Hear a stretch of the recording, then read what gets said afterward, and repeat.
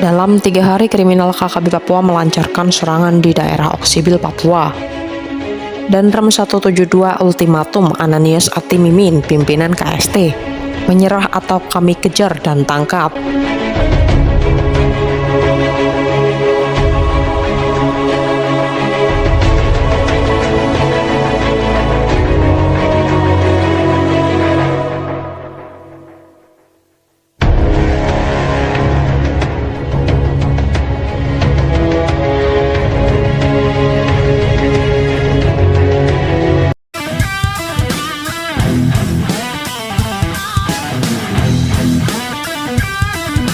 Komandan Koran atau Damram 172 Brigjen TNI JO Simbiring tidak main-main mengatasi teror yang dilakukan oleh kriminal KKB Papua di Oksibil, Kabupaten Pegunungan Bintang, Provinsi Papua Pegunungan.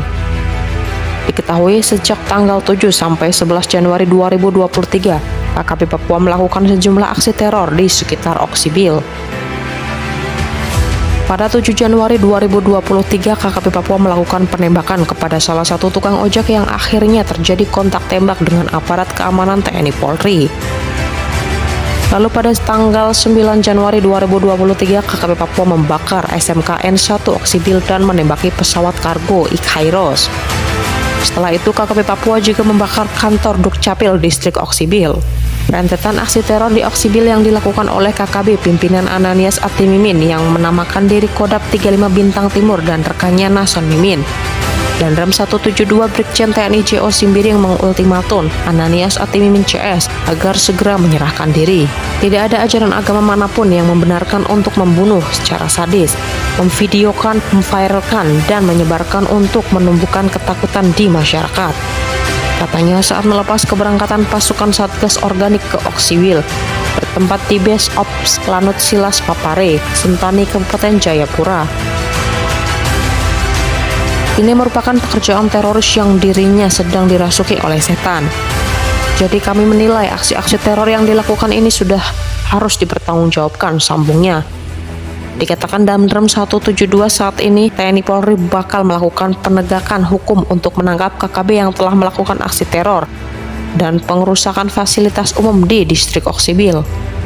Perintah pimpinan kepada kami sudah jelas, kejar dan tangkap, pungkasnya. Dikatakan dalam rangka menciptakan situasi yang kondusif di Pegunungan Bintang, pihaknya tidak bisa membiarkan aksi KKB terus berlanjut, karena bakal berdampak pada terganggunya kegiatan masyarakat baik dalam hal pendidikan, kesehatan, dan ekonomi yang menyangkut hajat hidup orang banyak. Langkah ini dilakukan sebagai bentuk negara hadir sampai ke pelosok-pelosok terpencil, ujarnya.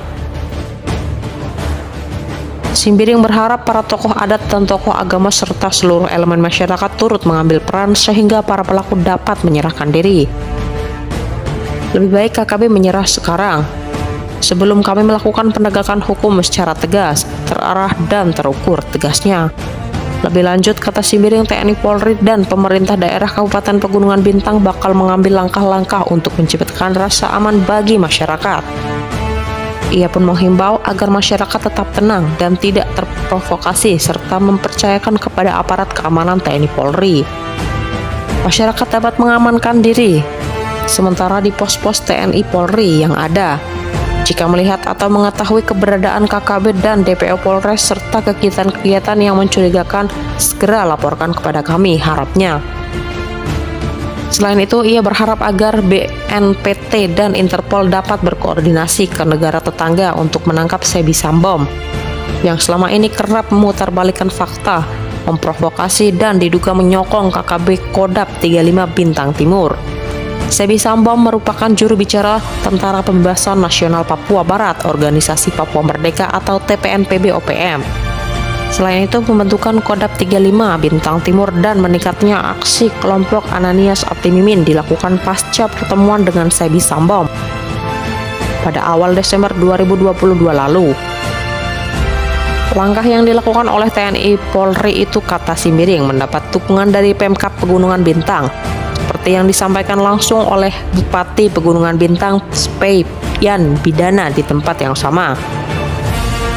Aparat TNI Polri sudah mengambil langkah-langkah dalam mengamankan kota Oksibil. Tinggal saya naik dan melakukan koordinasi terkait hal-hal apa saja yang diperlukan sehingga semua itu dapat berperan dalam mengamankan kota Oksibil, ujarnya. Bupati Pegunungan Bintang Spenian Bidana menyampaikan, situasi saat ini di Oksibil telah dikendalikan penuh oleh aparat keamanan TNI Polri. Jadi tidak benar dikatakan bahwa ada eksodus atau pengungsi di Oksibil ke Jayapura. Masyarakat saat ini hanya mengamankan diri di pos-pos TNI Polri yang ada di Oksibil. Jadi tidak ada pengungsian. Kita anggap situasi sudah terkendali, jadi masyarakat tetap tenang. Jadi kami harapkan aktivitas akan berjalan seperti biasa. Media tidak boleh mengatakan eksodus warga dari Oksibil. Seluruh komponen masyarakat sudah sepakat untuk mengamankan kota Oksibil dengan didukung penuh oleh TNI Polri, kata Spey. Terkait adanya masyarakat yang mengamankan diri ke Jayapura, menurutnya hal tersebut wajar. Hal itu wajar-wajar saja, sebab sebagai manusia pasti memiliki rasa takut akibat adanya aksi teror yang dilakukan oleh KST. Tetapi saya berharap semua masyarakat tetap tenang. Mari kita beraktivitas dan meningkatkan kewaspadaan. Selain itu, upaya yang dilakukan oleh pemerintah daerah, kata Spey, yaitu melakukan pendekatan secara persuasif dan kekeluargaan kepada pihak KKB. Segera mungkin akan kami lakukan pendekatan secara kekeluargaan. Setelah saya naik ke Oksibil, seluruh komponen yang ada akan kita bicarakan dengan KKB agar mereka tidak lagi melakukan teror, kata Spey.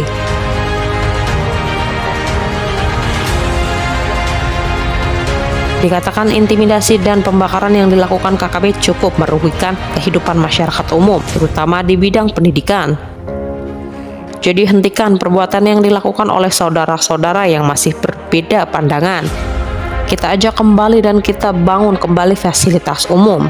Kejadian kemarin yang membakar fasilitas pendidikan berarti membuat generasi muda Papua tidak akan maju dan tidak memiliki masa depan yang cerah. Jadi saya berharap hentikan semua aktivitas yang melanggar hukum di Kabupaten Pegunungan Bintang, pungkasnya.